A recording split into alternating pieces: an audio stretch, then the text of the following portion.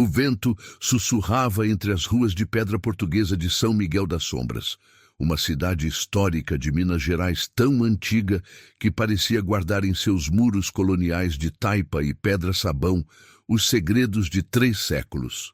As luzes de Natal pendiam das sacadas barrocas, tingidas de um tom azul esverdeado sob a neblina que descia cada noite da Serra do Espinhaço, como se algo invisível e ancestral respirasse sobre a cidade. Era 5 de dezembro. Faltavam 20 dias para a véspera de Natal, e Violeta acabara de chegar a este lugar onde ninguém a conhecia, onde ninguém sabia quem ela era realmente. Violeta desceu do ônibus rodoviário com uma mala de tecido surrada e um casaco cinza que não era suficiente para o frio das noites na Serra Mineira. Seu cabelo negro caía sobre os ombros como uma cortina, e seus olhos âmbar tinham aquela qualidade estranha de olhar para dentro e para fora simultaneamente, como se visse coisas que outros não conseguiam ver. Ela viera a São Miguel das Sombras seguindo um sonho, ou talvez seguindo uma memória que não lhe pertencia. Há meses, todas as noites, sonhava com esta cidade, com os sinos da igreja matriz, com um homem de olhos verdes que pronunciava seu nome numa língua antiga. Mas esse homem não existia, ou era o que ela acreditava. Se você é daqueles que ama histórias de amor, magia e destino, peço que se inscreva no canal agora mesmo. Comente nos comentários de onde você está assistindo esta história. De Minas Gerais, do Rio, de São Paulo. Adoraria saber se você está acompanhando a magia de Violeta e Gabriel do seu cantinho do Brasil. Agora, deixe-me levá-lo mais fundo nesta história, onde o impossível se torna possível. A pousada onde Violeta havia reservado um quarto ficava na esquina da Rua do Ouro Seco, uma rua que efetivamente não tinha ouro algum, apenas as pedras portuguesas desgastadas pelo tempo e as raízes das árvores centenárias que atravessavam as calçadas como veias antigas. A pousada se chamava Casa dos Espíritos Tranquilos, um nome que ela encontrara num site empoeirado da internet, com uma fotografia em preto e branco que parecia ser dos anos 50. A dona da pousada era uma mulher de uns 65 anos, chamada Dona Benedita, uma mulher de cabelo branco como prata e olhos negros como a obsidiana polida. Benedita herdara a pousada de sua avó, que a herdara da dela, uma linha ininterrupta de mulheres que pareciam conhecer coisas que não deveriam conhecer. "Bem-vinda, menina", disse Dona Benedita quando Violeta subiu com sua mala até a recepção. A anciã estava tricotando algo que parecia ser um suéter, mas os fios eram de cores impossíveis: azul meia-noite, prata luminescente, púrpura profundo. "Esperava que você chegasse hoje. Os espíritos me contaram esta manhã quando acordei." Violeta não perguntou como Dona Benedita sabia que ela chegaria. Algo nela reconhecia que nesta cidade mineira as perguntas sobre o impossível eram desnecessárias. "Os espíritos?" perguntou suavemente, deixando sua mala no chão. "São Miguel das Sombras é um lugar muito antigo, criatura", explicou Dona Benedita, suas mãos seguindo um ritmo hipnótico com as agulhas. "Foi construída sobre um lugar de poder onde os véus entre mundos são finos. No Natal, esses véus ficam ainda mais finos. As almas que foram separadas encontram formas de voltar, de se reconhecerem, de terminar o que deixaram inacabado." A anciã levantou seus olhos negros para Violeta, e por um momento a jovem sentiu que estava sendo examinada, que sua própria alma era colocada numa balança. "Você é uma dessas almas, não é? Você veio aqui porque algo dentro de você reconhece este lugar, esta época, esta magia." O quarto de Violeta ficava no 2º andar. Um cômodo pequeno, mas acolhedor, com paredes de taipa pintadas de um bege suave. Havia uma janela que dava para a praça principal da cidade, onde a igreja de São Miguel Arcanjo se erguia com suas torres brancas contra o céu cinzento. No parapeito da janela havia um vaso com flores vermelhas de ipê roxo, embora fosse dezembro e tudo deveria estar coberto pelo ar frio da serra. As flores não deveriam estar florescendo, mas floresciam. Violeta sentou-se na cama, que tinha uma colcha tecida à mão com padrões geométricos que pareciam se mover se ela os olhasse por tempo demais. Tirou de sua mala um caderno velho, cujas páginas estavam repletas de desenhos e palavras numa língua que não era português, nem espanhol, nem inglês, nem nenhum idioma moderno. Era tupi-guarani antigo, misturado com símbolos que pareciam estar entre a linguagem escrita e a pura magia. Violeta não sabia como esse caderno chegara às suas mãos. Encontrara-o 3 anos atrás numa loja de antiguidades no Pelourinho, em Salvador, e desde então sua vida começara a mudar. Começara a lembrar coisas que nunca vivera. Começara a sonhar numa língua que seus lábios não sabiam pronunciar, mas seu coração entendia perfeitamente. Na primeira noite em São Miguel das Sombras, Violeta não conseguiu dormir. Ficou de pé na janela, observando como a praça se esvaziava gradualmente de turistas e moradores. Por volta das 11 da noite, quando a cidade parecia completamente adormecida, aconteceu algo que mudou tudo. Na praça, sob o lampião que iluminava a fonte de pedra-sabão, apareceu um homem. Estava de pé, completamente imóvel, como se fosse parte da própria cena e não um ser vivo. Usava um casaco negro de lã, escuro contra o céu ainda mais escuro. Seu cabelo era de um castanho profundo, quase negro, e caía sobre sua testa de uma maneira que parecia descuidada, mas era seguramente perfeita. Mas foram seus olhos que fizeram o coração de Violeta parar de bater por um instante. Mesmo do segundo andar, mesmo com a distância de toda a praça entre eles, Violeta viu que seus olhos eram de um verde impossível, do verde da Mata Atlântica antiga, do verde da magia pura. O homem levantou lentamente a cabeça, como se sentisse que o observavam. Seus olhos verdes encontraram a janela de Violeta, encontraram seus olhos âmbar, e nesse instante o mundo mudou. Não foi uma mudança física, não foi que algo se movesse ou mudasse de forma. Foi algo mais profundo. Foi como se 2 peças de um quebra-cabeça que estivera separado durante vidas inteiras finalmente encontrassem seu lugar. Violeta sentiu que caía, que voava, que morria e renascia tudo no mesmo momento. Sentiu um nome em sua mente, um nome que ressoava numa língua antiga, um nome que significava Coração das Águas, em Tupi-Guarani. Igarapé-Pia. Então, o homem na praça inclinou a cabeça, um gesto de reconhecimento, de saudação, de promessa. Não foi embora caminhando, simplesmente deixou de estar ali, como se tivesse sido uma projeção, uma sombra, uma lembrança. Violeta caiu de joelhos ao lado da janela, tremendo. Seu corpo inteiro ardia e congelava simultaneamente. As flores vermelhas no parapeito se moveram sem que houvesse vento, como se estivessem cumprimentando, como se estivessem celebrando. No caderno que estava sobre a cama, as palavras em tupi-guarani começaram a brilhar suavemente, como se alguém as iluminasse por dentro. Os dias que se seguiram foram estranhos e belos e aterrorizantes ao mesmo tempo. Violeta começou a explorar a cidade durante o dia, buscando algo que não sabia o que era. Visitou a igreja matriz, onde um padre idoso a observou com uma compreensão silenciosa, como se já soubesse por que ela viera.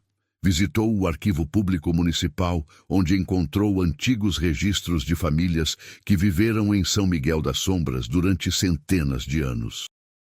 E num desses registros encontrou um nome que fez seu sangue congelar. Gabriel da Cruz, um homem que vivera de 1690 a 1722, durante a época do ciclo do ouro em Minas Gerais. O registro dizia que ele fora um pajé indígena, um guardião da magia antiga, e que desaparecera sob circunstâncias misteriosas. Toda noite, na mesma hora, o homem aparecia na praça, e toda noite Violeta ia até a janela para vê-lo. Nunca haviam falado, nunca haviam se aproximado. Mas cada vez que seus olhos se encontravam, Violeta sentia que lembrava coisas, vidas inteiras, histórias completas, momentos de amor e dor, e luta e sacrifício. Lembrava o nome do homem, Gabriel. Lembrava que ele vivera há 300 anos. Lembrava que o amara mais que a própria vida e que fora separada dele pela colonização, pela religião imposta, pela magia antiga, que selara suas almas para serem encontradas novamente numa época diferente, num mundo onde ambos pudessem finalmente estar juntos. Mas havia um problema. Havia uma razão pela qual suas almas haviam sido seladas. Havia uma maldição. Na terceira noite, quando Violeta foi até a janela na hora de costume, Gabriel não estava na praça. Em vez disso, havia outra coisa. Havia uma criatura. Não era grande, não era particularmente aterradora em aparência. Era aproximadamente do tamanho de um gato grande, mas com uma forma que não era completamente animal.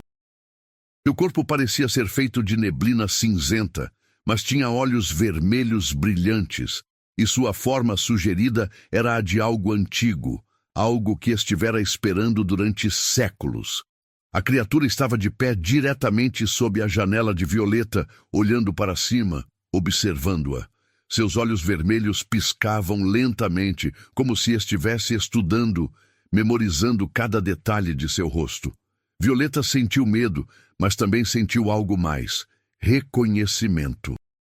A criatura era um curupira, um espírito guardião da magia antiga brasileira. Os curupiras eram criadores do equilíbrio, protetores dos segredos ancestrais. Este, em particular, parecia estar ali como aviso, ou talvez como prova. Violeta foi até a porta de seu quarto sem pensar realmente no que estava fazendo. Desceu as escadas, passou pela recepção, onde Dona Benedita dormia numa cadeira, tricotando até mesmo no sono, e saiu para a rua fria da noite. São Miguel das Sombras estava deserta. As luzes de Natal brilhavam fracamente nas sacadas, e o ar cheirava a pinhão, incenso e algo mais antigo, algo que cheirava a terra e raízes profundas. O curupira viu-a sair e simplesmente desapareceu, dissolvendo-se na neblina das ruas. Mas Violeta soube que devia segui-lo. Seu corpo se movia por instinto, por memória, por algo mais profundo que a razão. As ruas de São Miguel das Sombras pareciam mudar enquanto caminhava. Os edifícios se tornavam mais antigos, como se retrocedesse no tempo. As paredes passavam de taipa moderna a pedra talhada. O chão passava de pedras portuguesas a terra vermelha. E, de repente, Violeta se encontrou num lugar que não existia na cidade moderna. Um terreiro. O terreiro era de pedra cinza escura, talhado com símbolos indígenas e africanos, com figuras de orixás e entidades da floresta. Não eram ruínas. Estava intacto, completo, como se acabasse de ser construído, embora estivesse claro que tinha 300 anos de antiguidade. No centro do terreiro havia um altar de pedra, e ali, esperando por ela, estava Gabriel. Mas não era exatamente Gabriel. Ou era, mas era algo mais.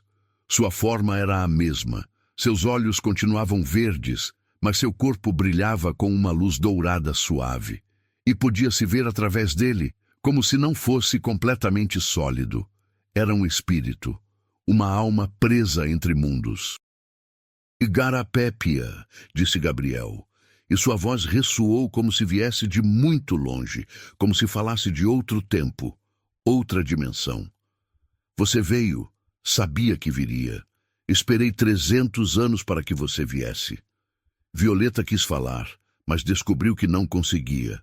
Suas cordas vocais não funcionavam. Tudo o que podia fazer era sentir, sentir o amor avassalador, a conexão que atravessava a morte e o tempo, a agonia de estar tão perto e tão longe simultaneamente. Nosso amor foi amaldiçoado, continuou Gabriel aproximando-se. Não caminhava, simplesmente se movia, como se flutuasse. Quando os colonizadores chegaram, quando seu Deus e sua religião foram impostos sobre nosso povo, nosso amor foi visto como uma abominação. Você era a sacerdotisa da lua, Igarapé Pia, e eu era o pajé do sol. Nosso amor representava o equilíbrio, a união dos opostos, a magia mais antiga e poderosa que existe. Mas nossos inimigos tinham medo desse poder. Tinham medo do que poderíamos fazer juntos. Então nos separaram. Então me mataram. Mas não antes que eu amaldiçoasse o tempo, amaldiçoasse os lugares, amaldiçoasse tudo o que se interpusesse entre nós. Gabriel estendeu uma mão para Violeta, e sua forma começou a brilhar mais intensamente, quase cegantemente. A maldição dura 300 anos, desde minha morte até esta noite.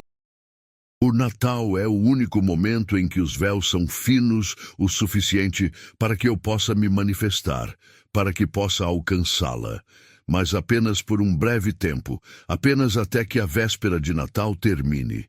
Depois, devo voltar à escuridão, a esperar outro ano, outro Natal. A menos que... Menos que o quê? Finalmente conseguiu sussurrar Violeta, recuperando o uso de sua voz. A menos que você quebre a maldição, disse Gabriel. A menos que entenda o que significa estar amaldiçoado e o quebre de dentro. A magia antiga não pode ser quebrada pela força. Só pode ser quebrada pela compreensão, pelo sacrifício, pelo amor verdadeiro que seja capaz de transformar até a escuridão em luz. O terreiro começou a desvanecer. Gabriel estava se dissipando, como se o tempo que lhe permitia manifestar-se estivesse se esgotando. Violeta estendeu suas mãos para ele, desesperada, mas seus dedos apenas passaram através de luz e ar. Como? Bastá gritou. Como quebro a maldição? O que tenho que fazer? Você tem que lembrar, disse Gabriel, sua voz cada vez mais distante. Tem que lembrar quem fomos. Tem que lembrar por que nosso amor importava. Tem que encontrar a benzedeira do pinheiro solitário. Ela guardou o último fragmento de nossa magia quando fomos separados. Ela pode dizer o que deve ser feito. E então Gabriel desapareceu completamente. O terreiro se desvaneceu. As pedras antigas se transformaram novamente em taipa moderna. Os símbolos desapareceram, e Violeta se viu de pé numa rua que não reconhecia de São Miguel das Sombras, uma rua que não existia no mapa da cidade. Não soube quanto tempo estivera caminhando quando viu o pinheiro. Era uma árvore colossal, antiga, que se erguia sobre todas as casas da cidade, seus galhos se estendendo como os braços de alguém que estivera esperando durante séculos. Era tão solitário que parecia estar num mundo completamente diferente, embora estivesse ali mesmo, nos arredores da cidade, visível de qualquer lugar. Sob o pinheiro havia uma casa. Era pequena, construída de madeira escura e pedra, com um telhado de telhas vermelhas, cobertas de musgo antigo. Na porta havia símbolos pintados com tinta vermelha, proteções, chamados, convites. A porta se abriu, antes que Violeta pudesse bater, como se soubesse que ela viria. Dentro da casa estava a benzedeira do pinheiro solitário. Era impossível determinar sua idade.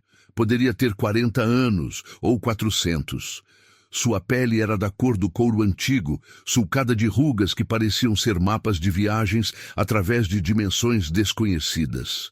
Seu cabelo era completamente branco, mas brilhava como prata pura sob a luz das velas que ardiam por toda a casa.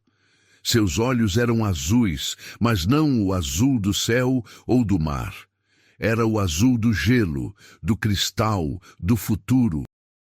A benzedeira estava sentada diante de uma mesa coberta com ervas, cristais, ossos talhados e páginas de pergaminho antigo. Senti que você chegaria esta noite, disse a benzedeira com uma voz que soava como o vento através de cânions antigos. Gabriel esteve esperando nos limites do mundo durante 300 anos. Eu estive esperando com você, Igarapépia. Tenho te ensinado nos sonhos, te guiado através dos anos, certificando-me de que você chegaria aqui, a este momento. Como sabe sobre a maldição? Perguntou Violeta, mas enquanto fazia a pergunta, soube a resposta. Lembrou tudo. Lembrou que a mulher diante dela não era uma benzedeira qualquer, era sua irmã. Fora sua irmã há 300 anos, quando estavam vivas no Brasil colonial. Quando Violeta fora a sacerdotisa da lua e Gabriel fora o pajé do sol. Porque vivi cada ano desde então, disse a benzedeira, que se levantou e se aproximou de Violeta. Tomou seu rosto com mãos delgadas como galhos. Vivi esperando o momento em que você voltaria.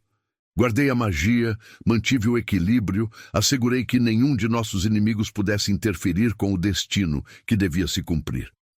Agora é hora de que entenda o que significa realmente estar amaldiçoado. A benzedeira levou Violeta a um cômodo nos fundos da casa. No centro do cômodo havia um espelho antigo, feito de prata pura, cujo cristal refletor parecia ser de obsidiana negra. Olhe, disse a benzedeira. Violeta olhou no espelho e não se viu a si mesma. Em vez disso, viu vidas. Viu uma mulher jovem, de cabelo longo e negro, vestida com as roupas de uma sacerdotisa indígena, sendo arrastada por soldados portugueses. Viu o homem que a amava, também vestindo as roupas de um pajé antigo, sendo levantado numa cruz. Viu o momento em que seus olhos se encontravam pela última vez, o momento em que ele pronunciava a maldição, o momento em que a magia selava tudo, transformando seu amor num ciclo eterno de separação e busca. Viu, além disso, outras vidas. Viu duas pessoas se reencontrando no Rio de Janeiro imperial, separadas novamente pela febre amarela. Viu duas almas se encontrando em São Paulo no início do século XX, separadas pela guerra. Viu dois espíritos tentando se conectar na Bahia há apenas 100 anos, bloqueados pela incompreensão e pela ignorância. Cada encontro era mais próximo que o anterior. Cada separação fazia com que suas almas se quebrassem um pouco mais. E todo Natal, quando os véus se tornavam finos, Gabriel encontrava a maneira de se manifestar, de tentar se comunicar, de tentar salvar o que fora amaldiçoado. Por quê? Perguntou Violeta, com lágrimas correndo por seu rosto. Por que esperar? Por que sofrer durante séculos? Porque o amor verdadeiro, disse a benzedeira, sua mão no ombro de Violeta, o amor que transcende vidas, que atravessa o tempo, que é poderoso o suficiente para desafiar os próprios deuses. Esse amor só pode ser verdadeiro se estiver disposto a esperar. A maldição não foi um castigo, Igarapépia. Foi uma prova de se seu amor era verdadeiro, de se você estaria disposta a buscar sua outra metade durante eternidades. E o que acontece agora?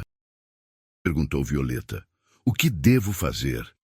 A benzedeira sorriu, e seu sorriso foi como o amanhecer depois de uma noite que durara 1000 anos. Agora você deve ir encontrá-lo. Mas não aqui. Não neste mundo.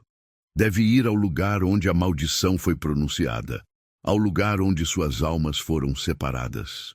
Deve ir às ruínas do terreiro antigo que está sob a igreja de São Miguel Arcanjo. Deve descer às profundezas, ao lugar onde a magia antiga ainda respira. E lá deve fazer uma escolha. Que escolha? O perguntou Violeta. A escolha que todo amante amaldiçoado deve fazer, respondeu a benzedeira. A escolha entre voltar a este mundo e estar com seu amor, ou sacrificar seu corpo físico e permanecer com ele no reino do Espírito, onde o tempo não existe, onde a separação é impossível, onde podem estar juntos para sempre. Mas uma vez que faça essa escolha, igarapé pia, não há volta. A maldição será quebrada, sim. Mas o preço será que você nunca poderá viver a vida que poderia ter vivido neste mundo. Violeta saiu da casa do pinheiro solitário antes do amanhecer. O céu estava tingido de cinza e rosa, como se fosse uma ferida da noite. Caminhou de volta para São Miguel das Sombras, para a igreja branca que se erguia sobre a praça. A igreja fora construída sobre as ruínas do terreiro antigo, como era o costume dos colonizadores: cobrir, suprimir, negar a magia que existia antes. Mas a magia não se desvanecia realmente, apenas se ocultava, esperando. Violeta encontrou a entrada para as ruínas na sacristia da igreja. O padre idoso que vira dias antes estava ali, como se a estivesse esperando. Sem dizer uma palavra, entregou-lhe uma vela e apontou para uma porta de madeira antiga no canto. Violeta desceu. As escadas de pedra desciam profundamente dentro da terra. Violeta podia sentir o peso da igreja por cima dela. Podia sentir o peso dos séculos. As paredes estavam gravadas com símbolos que brilhavam suavemente à luz de sua vela. Símbolos de proteção, de magia, de sacrifício. Depois do que pareceu ser uma eternidade de descida, chegou ao fundo. O terreiro antigo estava completo sob a igreja. Não eram apenas ruínas, era um espaço preservado, congelado no tempo, esperando. O teto estava decorado com estrelas que brilhavam com sua própria luz, mostrando constelações que já não existiam no céu moderno.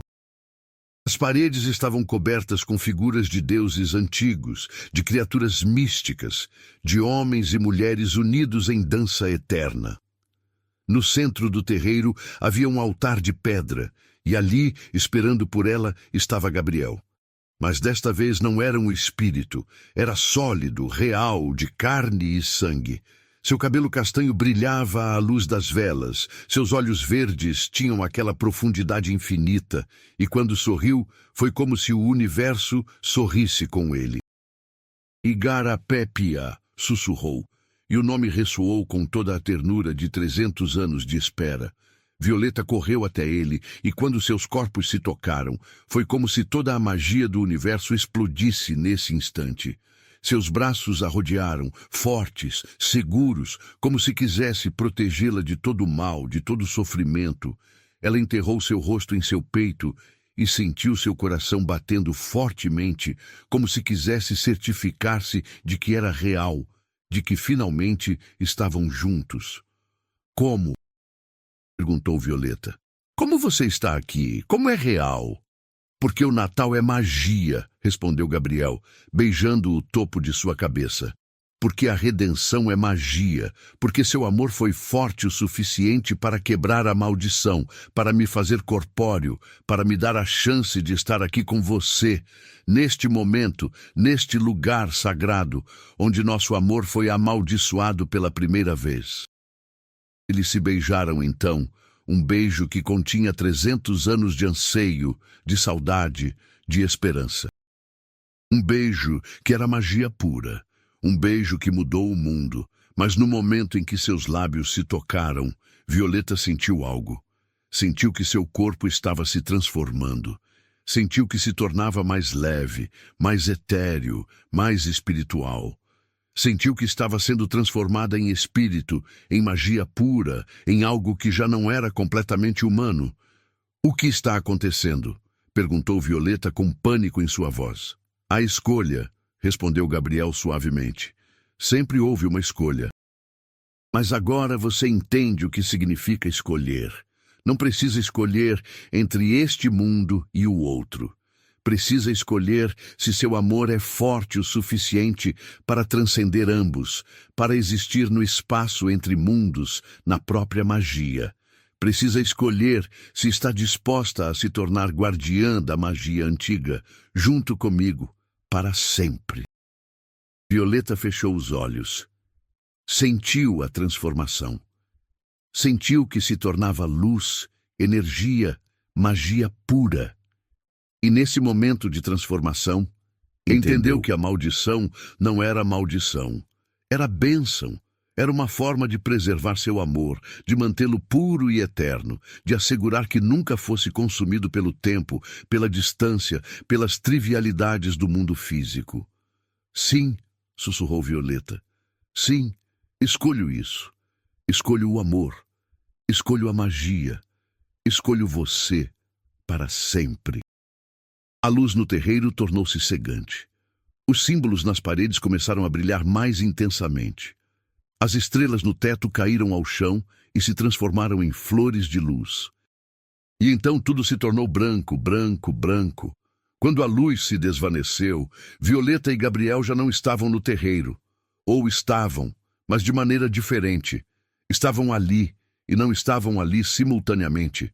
Podiam ver um ao outro, mas seus corpos eram mais claros que o cristal, mais transparentes que o ar.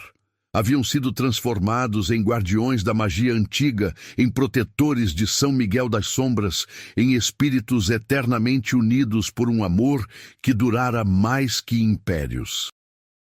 Acima, na igreja, na praça, nas ruas de São Miguel das Sombras, começou a acontecer algo extraordinário. As flores vermelhas de ipê, que não deveriam estar florescendo em dezembro, brotaram em cada esquina, em cada janela, em cada sacada. As luzes de Natal tornaram-se mais brilhantes, mais belas, como se estivessem celebrando. E as pessoas da cidade, despertando em suas camas, sentiram algo que não podiam explicar. Um calor, uma paz, uma sensação de que o amor e a magia eram reais e estavam protegendo sua cidade. Dona Benedita, a dona da pousada, despertou com um sorriso no rosto. Sabia que a maldição fora quebrada. Sabia que Igarapé-Pia e Gabriel finalmente haviam encontrado seu caminho um para o outro. E sabia que, embora Violeta, como corpo físico, tivesse desaparecido da pousada, nunca realmente se fora. Continuava ali, na magia que impregnava a cidade, no amor que protegia seu povo, na magia antiga que agora voltava a respirar livremente sob os sinos da igreja. Nas noites seguintes de Natal, em São Miguel das Sombras, as pessoas relatariam coisas estranhas, mas belas. Casais que haviam brigado encontravam a maneira de se reconciliar sob a chuva de flores vermelhas. Amantes separados pela distância recebiam sinais em seus sonhos, guiados por duas figuras de luz que pareciam estar cuidando deles. Crianças viam dois espíritos belos dançando na praça toda meia-noite, de mãos dadas, completamente unidos. Os anciãos reconheciam nessas figuras Igarapé-Pia e Gabriel, a sacerdotisa da lua e o pajé do sol, finalmente em paz, finalmente juntos. A benzedeira do Pinheiro Solitário foi a primeira a vê-los depois da transformação. Os espíritos de Violeta e Gabriel flutuavam pela cidade, espalhando magia, curando o que fora quebrado, redimindo o que fora amaldiçoado. A benzedeira sorriu de sua janela, sabendo que seu trabalho estava completo. Esperara 300 anos por este momento. Sacrificara sua própria mortalidade para assegurar que seus irmãos almas encontrassem o caminho de volta um ao outro. Mas a benzedeira não estava sozinha em sua espera. Na semana que seguiu a véspera de Natal, enquanto São Miguel das Sombras se preparava para as festividades finais do ano, a benzedeira recebeu uma visita. Era uma mulher jovem, talvez de 30 anos, com cabelo ruivo escuro e olhos cinzentos como a tempestade. Usava um casaco molhado e trazia consigo o cheiro de uma viagem longa. "Sou Lúcia", disse a mulher quando a benzedeira abriu a porta. "Vim porque sinto que preciso estar aqui. Vim porque tive um sonho de uma mulher chamada Violeta e um homem chamado Gabriel. e um sonho de uma magia que transcendia vidas. A benzedeira estudou a mulher por um longo momento, seus olhos azuis brilhando com reconhecimento. Então, lentamente, sorriu. Entre, menina, disse a benzedeira, fazendo-se de lado para que a mulher passasse. Acho que você tem uma história que precisa ser ouvida. Acho que você tem uma maldição que precisa ser quebrada. Acho que você tem um amor que esteve esperando por você durante séculos, sem nem mesmo saber. Enquanto a benzedeira fechava a porta atrás da mulher chamada Lúcia, na praça de São Miguel das Sombras, duas figuras de luz dançavam sob a luz de Natal, suas vozes sussurrando canções numa língua antiga, uma língua de magia e amor e redenção eterna. O ciclo estava continuando. A magia antiga nunca morre realmente. Apenas aguarda o momento certo para se manifestar novamente, em novas almas, em novos amores, em novas histórias de magia que transcendem o tempo, a morte e tudo o que é impossível. Se você ficou emocionado com esta história de amor e magia, peço novamente que se inscreva no canal e comente de onde você está assistindo. Deixe um coração nos comentários se você acredita em amores que transcendem o tempo. Sua participação faz toda a diferença para continuarmos trazendo histórias como esta. Porque em São Miguel das Sombras, naquela pequena cidade mineira onde os véus entre mundos são finos, tudo é possível, especialmente durante o Natal. Especialmente quando duas almas destinadas finalmente se encontram.